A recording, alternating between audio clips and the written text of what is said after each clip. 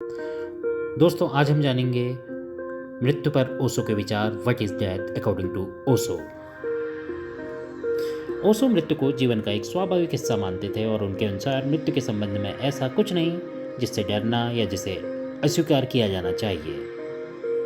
उनका मानना था मृत्यु केवल अस्तित्व की एक अवस्था से दूसरी अवस्था में संक्रमण है और यह कि मृत्यु का भय काफ़ी हद तक सामाजिक कंडीशनिंग या सांस्कृतिक दृष्टिकोण का परिणाम है।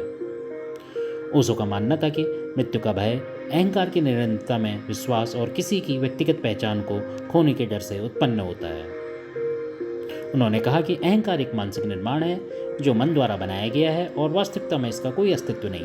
इसलिए जब भौतिक शरीर मर जाता है, अहंकार भी विलीन हो जाता है और व्यक्ति मुक्ति और स्वतंत्रता की भावना का अनुभव करता है। ओशो ने वर्तमान क्षण में जीने और भविष्य की चिंता न करने या अतीत में न रहने के महत्व पर भी जोर दिया।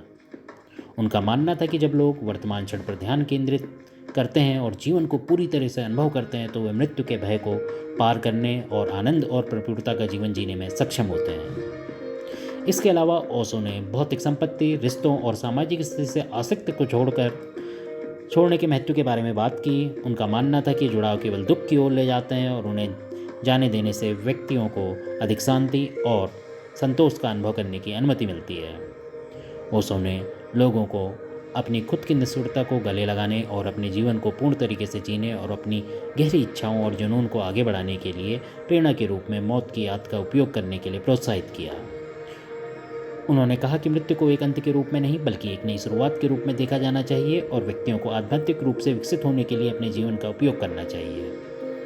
अंत में मृत्यु पर ओशो के विचार अंतर्दृष्टिपूर्ण और प्रेरक दोनों थे। उनका मानना था कि मृत्यु जीवन का एक स्वाभाविक हिस्सा है और लोगों को इससे डरना नहीं चाहिए बल्कि उन्हें अपनी नश्वरता को गले लगाना चाहिए और मृत्यु के स्मरण को अपने जीवन को पूर्ण तरीके से जीने के लिए एक प्रेरणा के रूप में प्रयोग करना चाहिए।